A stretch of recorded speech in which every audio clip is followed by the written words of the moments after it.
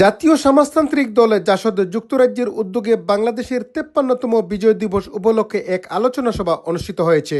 আজকে মহান বিজয় দিবস। বাংলাদেশে যারা সত্যিকার অর্থেই আমাদের বাংলাদেশের স্বাধীনতাকে এবং মুক্তিযুদ্ধকে ধারণ করেন মনের মধ্যে, আপনারা এগিয়ে আসুন এবং ভবিষ্যৎ কর্মপন্থা আপনারা কি হতে পারে সেই বিষয়ে আপনারা চিন্তা ভাবনা করুন। আমরা অনুরোধ করব, মান অভিমান বলে মুক্তিযুদ্ধের চেতনায় বিশ্বাসী, আদর্শে বিশ্বাসী শক্তিকে ঐক্যবদ্ধ হয়ে এগিয়ে আসুন।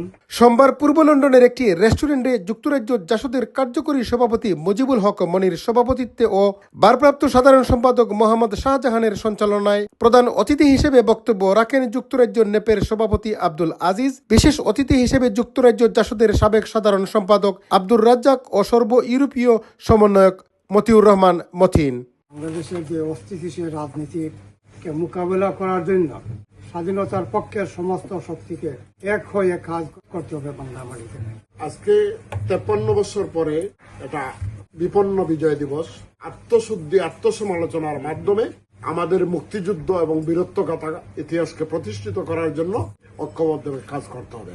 এতে আরও উপস্থিত থেকে বক্তব্য রাখেন সাবেক কাউন্সিলর মোহাম্মদ শাহিদ আলী, সাংবাদিক বাতিরুল হক সর্দার, ব্যবসায়ী আবু জাফর, জাসদ নেতা সাবুল শামসুজ্জামান, কাজী দেলোয়ার হোসেন, শাহিন আহমদ জুয়েদ, লিখন আখন্দ, কবি সালমা বেগম, কবি হাফসা ইসলাম, নওশাদ নূর, দিমান কুমার দাস, রুহুল আমিন চৌধুরী ও সোহাগ জাদু। এ সভায় মুক্তিযুদ্ধের ইতিহাস ও ঐতিহ্যকে ধরে রাখতে সকলকে একত্রে কাজ করার আহ্বান জানান সংগঠনের নেতৃবৃন্দ।